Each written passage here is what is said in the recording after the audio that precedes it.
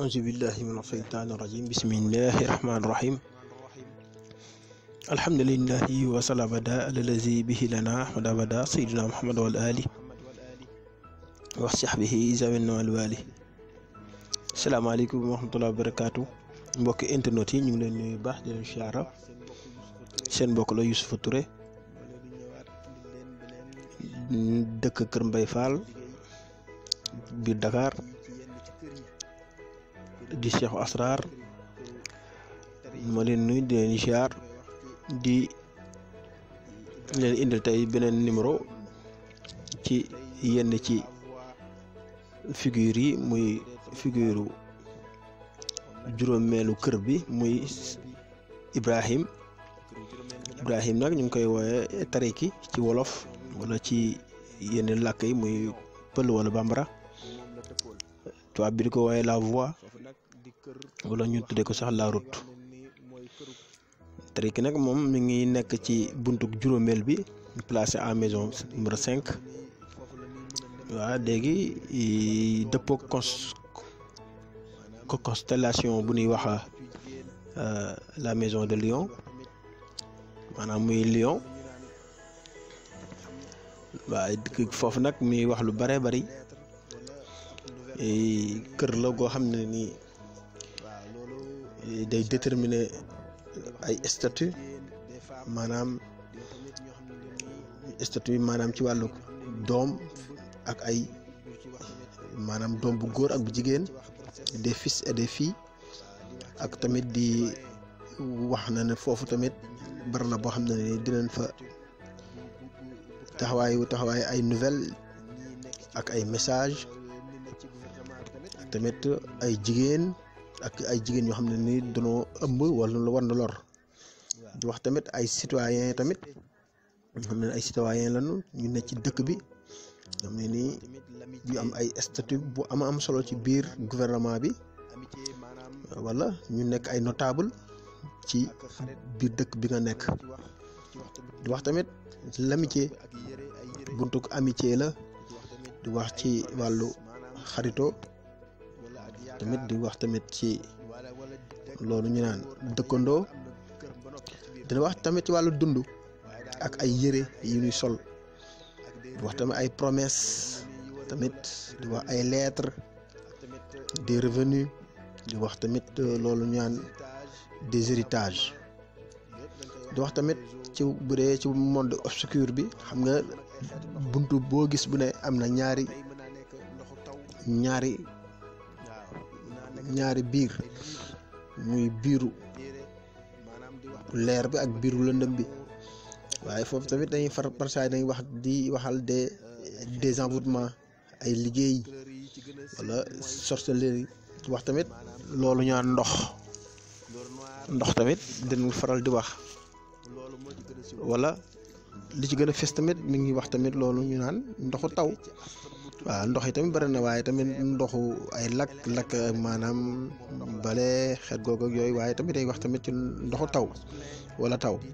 di wax tamit ay livres ak tamit des amours ak tamit ay couleur bu gën a fës nag da nga koy wax ni couleur bi couleur noire la wala blanc.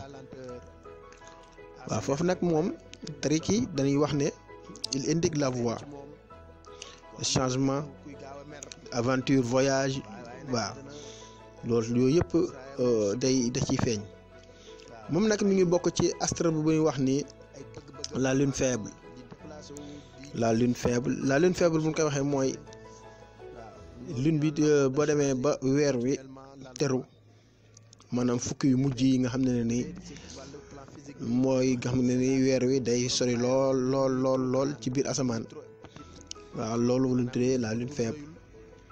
tamit di wax tamit élément la boo xam ne ndox la, eau, genre masculin la, couleur bi tamit un teint blanc la. bu fekkee nag bu dañuy wax ci sur le plan moral, day désigner la lenteur, ko xam ne ni gaawul mer, la lenteur à se mettre en colère. di wax tamit nit la ko xam ne ni day bëgg changement à chaque fois, l'amour de changer continuellement l'endroit. moom ni day changer continuellement en droit fu mu bëgg a dem dañu changer bu dee ci plan physique dañ naan la taille ni trop grande ni trop petite maanaam ko xam ne rëyul tuutiwul. waaw tamit bu dee ci wàllu physique bi dañ naan un corps plus gros de sa partie supérieure que dans sa partie inférieure koo xam ne ni kaw gi moo ëpp suuf gi waaw lu tàmbale ci dënd bi wala ci biir bi jëm kaw loolu mu ëpp luñ ne wàcc ci suuf waaw kooku nag day environnement day am front transpirant xam ne ni jë bi day transpiré wu day mel ni lu ñaq à chaque fois waaye dafay am ay bët yu rëy rëy waaye benn bi mooy ëpp beneen bi te bu ñu seetloo am seetlu bu baax day wane ne ni benn bët bi sax dafa am tache waaye bu ñu ko xoolee ci wàllu bëñ yi ay bëñ yu ndaw a ndaw la yor waaw bu ñu génnee foofu nag dañuy wax ne ni il désigne l'abstention, l'ajournement de ce que l'on demande dans la question posée. La femme débouchée, le retard, la guérison de la maladie, même lorsqu'elle ne se rencontre qu'une seule fois dans le thème. loolu lu muy wax bëri na ngir ma faram fàcce ko après dinaa ko faram fàcce ci deuxième partie bi incha allah bu dee dañuy ñëw ci placement am moom mi ngi nekk en maison 5 foofu bu fekkee ni dafa waat ci këram muy maison 5 léegi nag il est mal placé aussi en maison 11 waaw laquelle parce que c'est sa maison opposée à maison 11 bi mooy opposé wu maison numéro 5 waaw léegi foofu tamit dañuy wax ne il possède sa joie son exaltation sa chute de même que le peuple waaw le peuple nag mooy Moussa parce qu'elle est avec cette dernière figure de la lune parce que moom la ñoom ñaar ñooy figure yoo xam ne ni ñoo bokk ci figure lune loolu lañ leen indiloon tey ci wàllu ko